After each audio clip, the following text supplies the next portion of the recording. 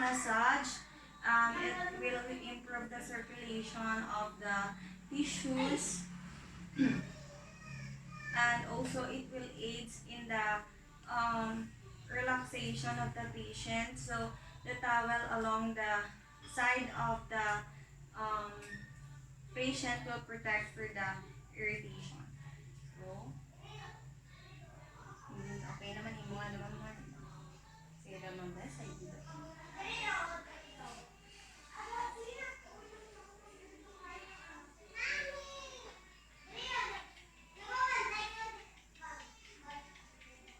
So after that, we're going to the back massage. So, sige ma'am. So the thing we're going to do is we're going to explain the procedure to the patient, and then we're going to offer a back massage to the patient. So offering rather than asking makes the patient feel less reluctant to accept the care of the nurse. And then we're going to assist the patient on a prone or side-lying position with the back that will expose. So ma'am, palihog ko. Ano ma'am? Palihog ko sa ano? Talikod. Sige ma'am, talikod ka ma'am. Sige ma'am. Sige, hapa mo.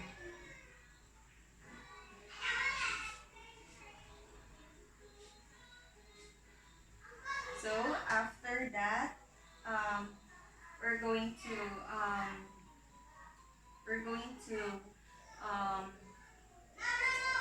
what we're going to do is we're going to assist the patient on a back position, and then we're going to use a back blanket to cover the buttocks of the patient, and then we're going to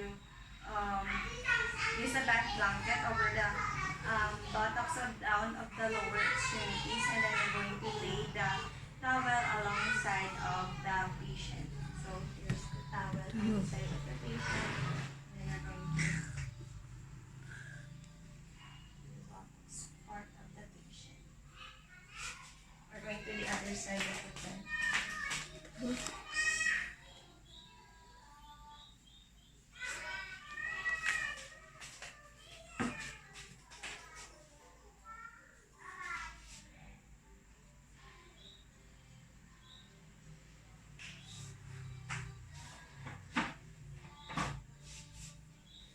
So after that, we're going to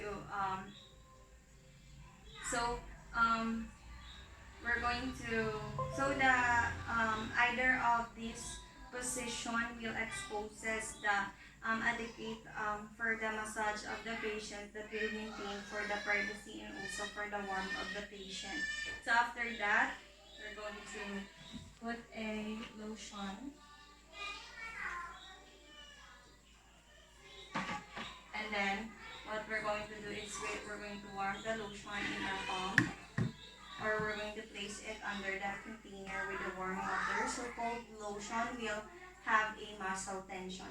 So after that, we're going to use light gliding stroke or an effleurage.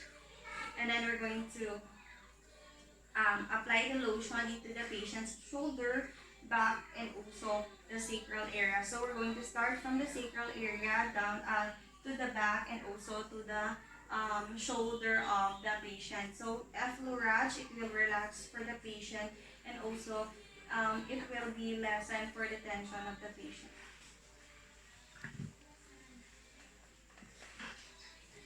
So we're going to repeat it for minutes. So we're going to place our hands beside the other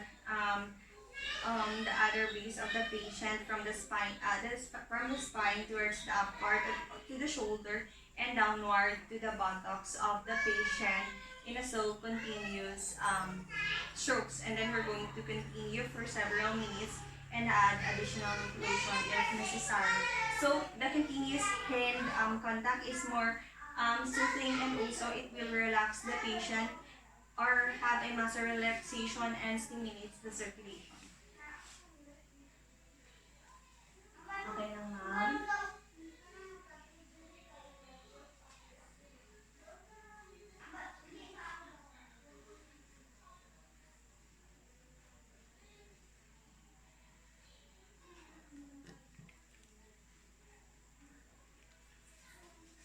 that, the thing that we're going to do is we're going to massage the patient's shoulder and entire back, and then um, areas over the iliac crest and also the sacrum with the circular stroking motion. And also we're going to keep our hands in contact with the patient's skin and continue for several minutes.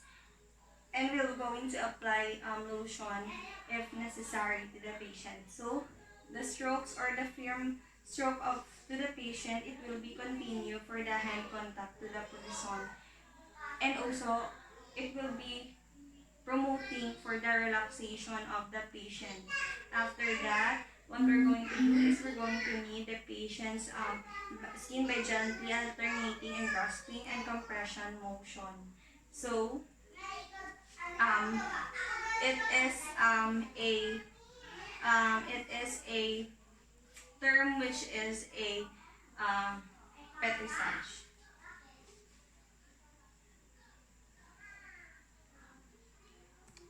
Okay lang, ma'am.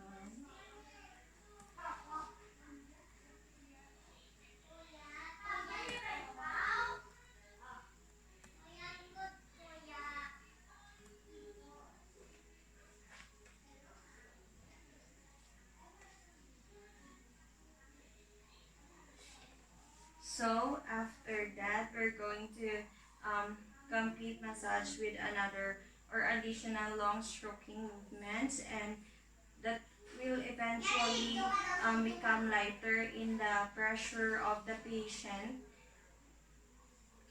with the movement of the fingertips downward. So the long stroking, it will suit and also promote for the relaxation of our patient.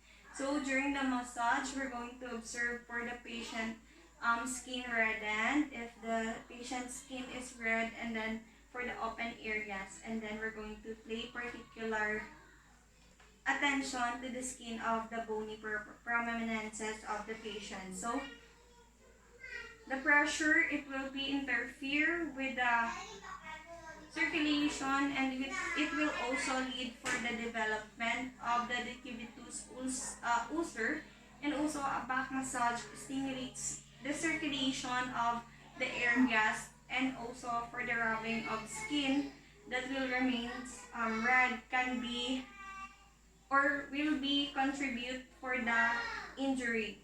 So after that, what we're going to do is we're going to pat the towel, and we're going to dry and remove the excess lotion and apply the powder into our patient. So it will be removed for the lotion. So after, so ma'am, okay lang po dito sa sa okay lang ma'am po dito sa powder. Okay. So if the patient doesn't want, we're going to respect his or her decision.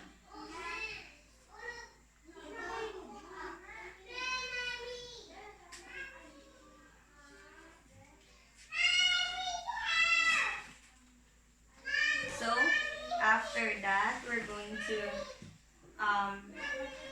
what we're going to do is we're going to assist the patient in a sitting position. So,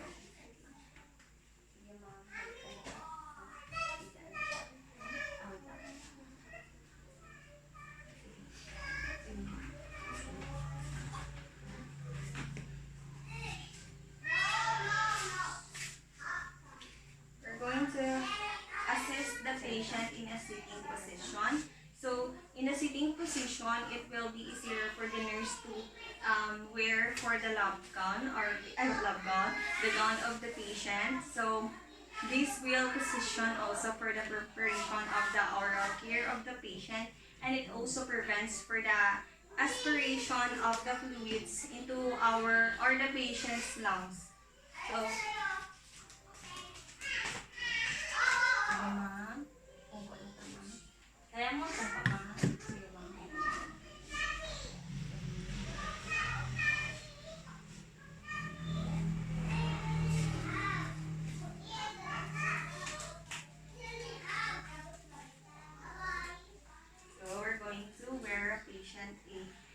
dumping.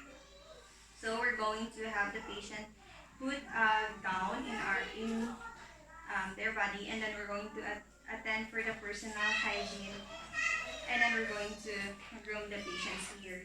So a clean gown, it will promote for the warmth and also for the comfort of our patient, and it also facilitate in his dressing of the patient. So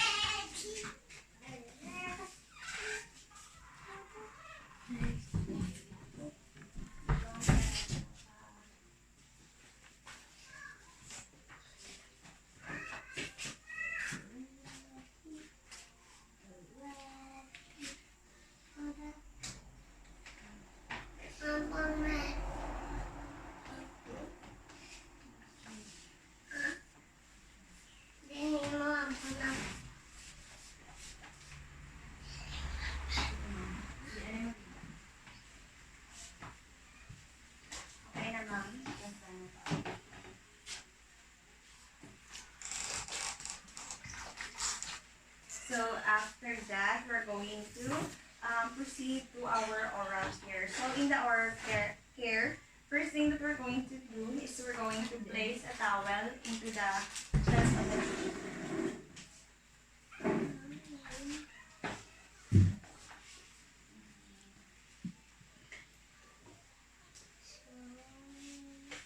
After that, so in placing for the towel, it will protect the patient from the dampness of the water, and also it will promotes for the efficient body mechanics of the patient. So after that, we're going to encourage the patient to brush his own teeth, and if necessary, we're going to assist the teeth of the patient. So the nurse should should want to encourage the patient to exercise as much as independent as possible. So ma'am, ikaw mag-brush ang teeth mo, ma'am, ha? So we're going to get the brush. So after that, the thing that we're going to do is we're going to moisten the toothbrush and apply the toothpaste on the two bristle. So the water softens the bristles.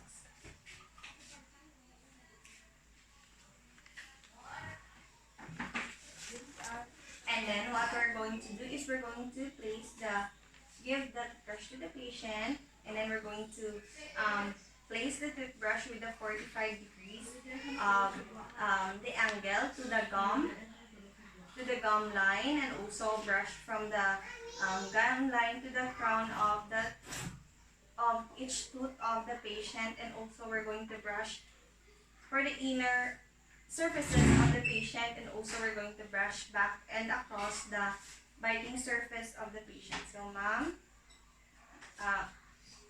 so for the brushing, it will be facilitates for the removal of the plaque and also the tartar of the patient, and also angling the brush, it will be permits for the cleansing of the surface of the teeth of the patient.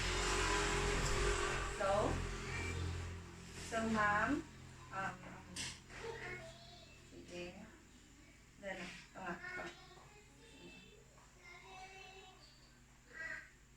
kaya, baba. So after that, we're going to brush the tongue of the tooth. The tongue. Sige po. So this will remove for the coating of that may be on the tongue of the patient. So we're going to have the patient rinse with water and spit it into the paste. So thank you, ma'am. So it will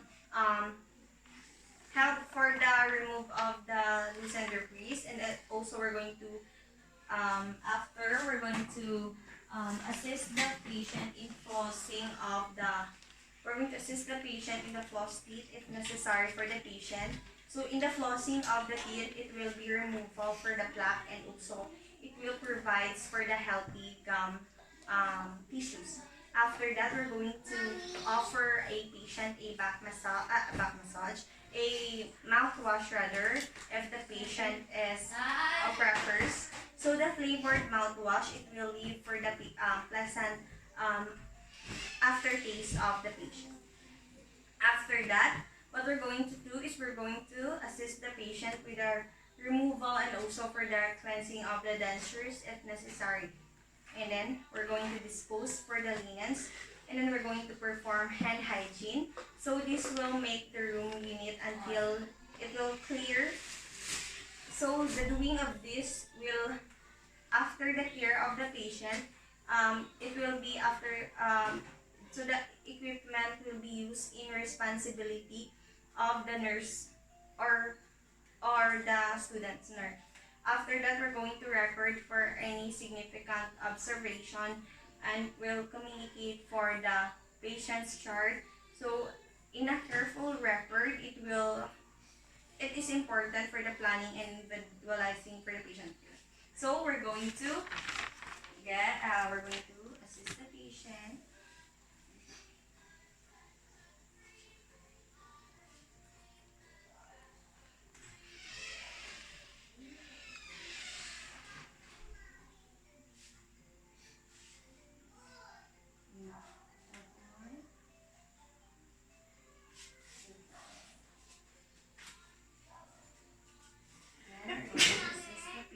Lie down. So after that, we're going to perform for the occupied bed making. So now we're going to do the making of the occupied bed. So first thing that we're going to do is we're going to loosen all the bath blanket. And then what we're going to do is we're going to place a top sheet over the patient and let the patient hold the top sheet.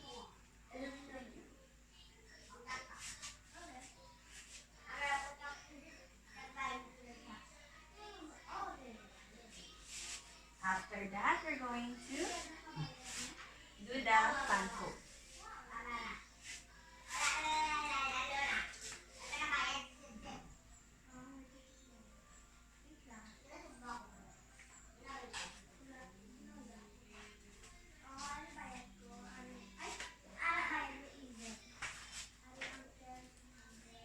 And then we're going to go to the other side of the bed and we're going to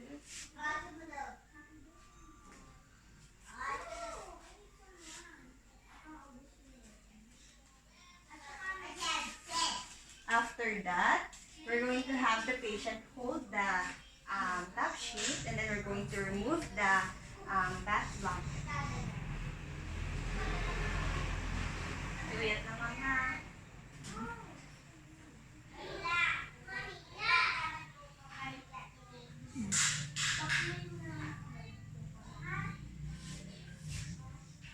After that, we're going to put it into the hamper.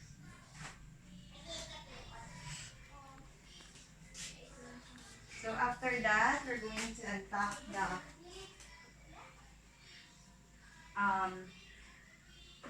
bottom sheet, the draw sheet, and also the rubber draw sheet. And then we're going to let the patient go to the side of the bed. So, okay, excuse me, ma'am.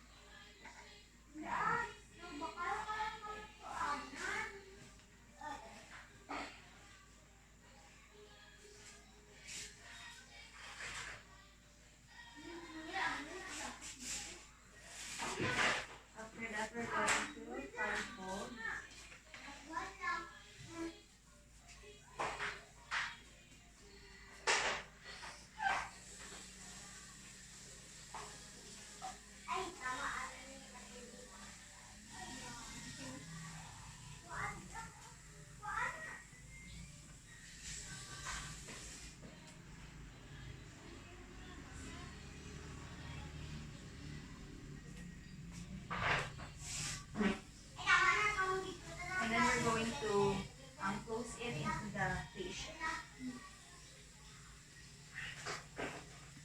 And then we're going to place a bottom sheet.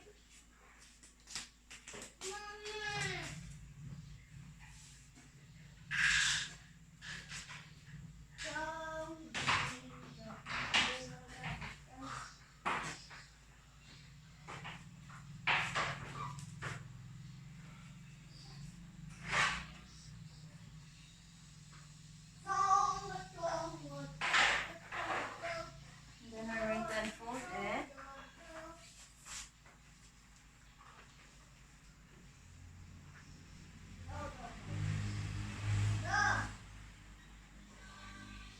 Then we're going to tuck.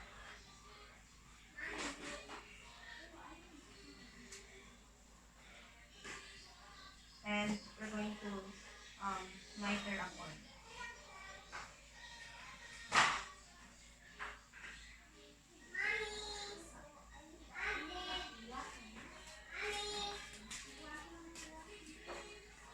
And then what we're going to do is we're going to fan foam.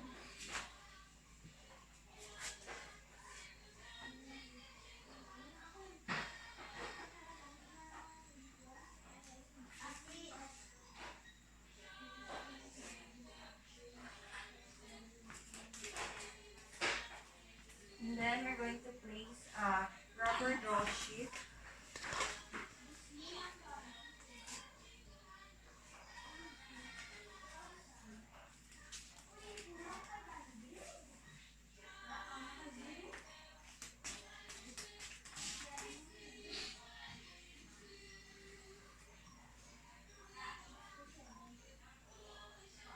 And then we're going to fan fold it near to the patient.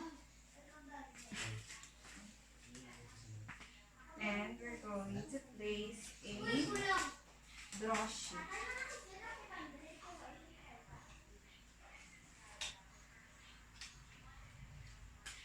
Closer to the patient, and then we're going to again fan fold. After that, we're going to tap them all.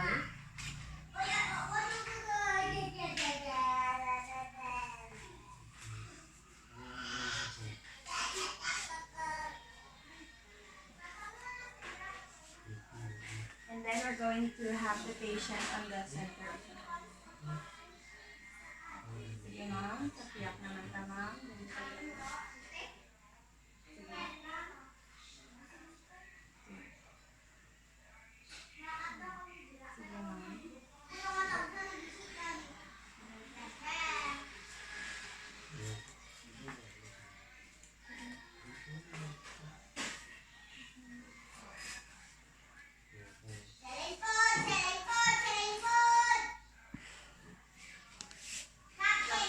We're going to get the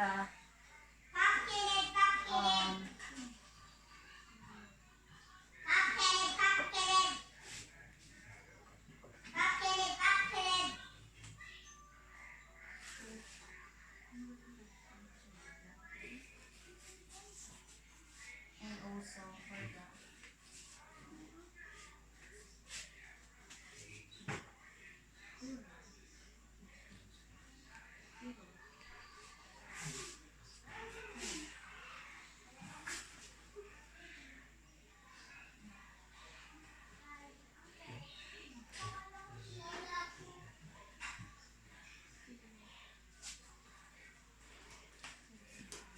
then we're going to roll it.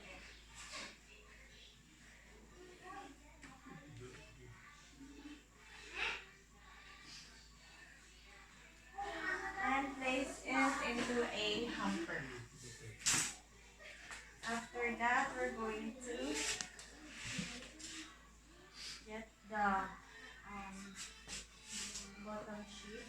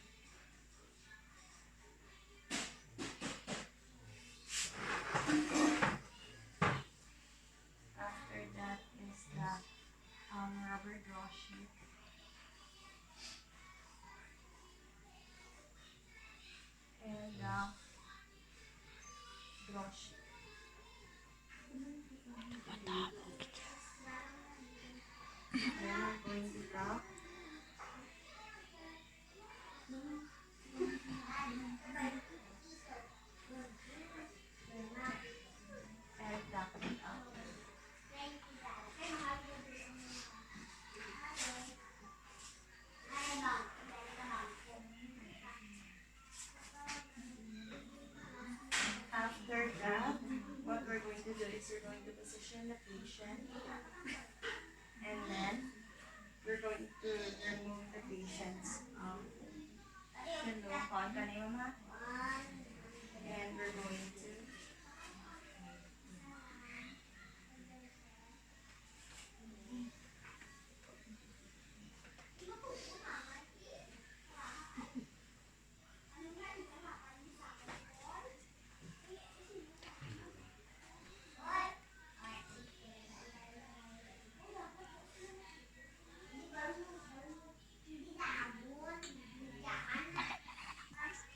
And we're going to place it into the hamper.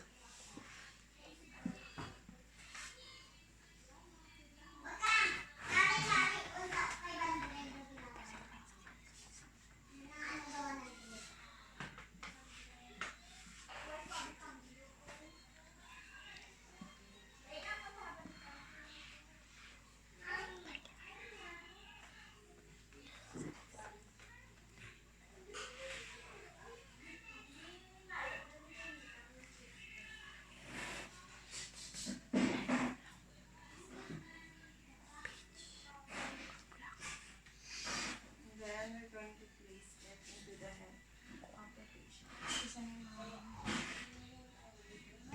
After that, we're going to place a up sheet.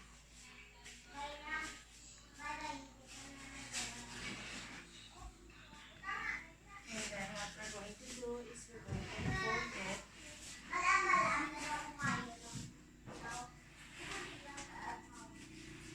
And we're going to fan it.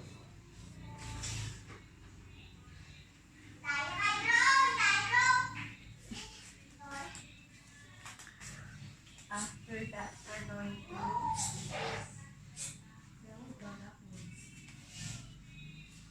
and have the patient hold the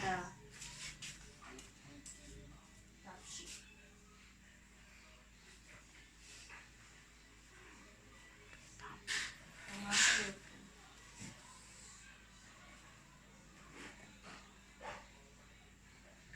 And then we're going to place it into the hamper. And we're going to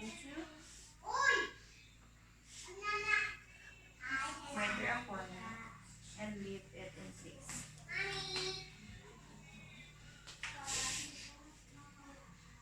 Lighter and leave it. Then we're going to. So that's all for the occupied bed.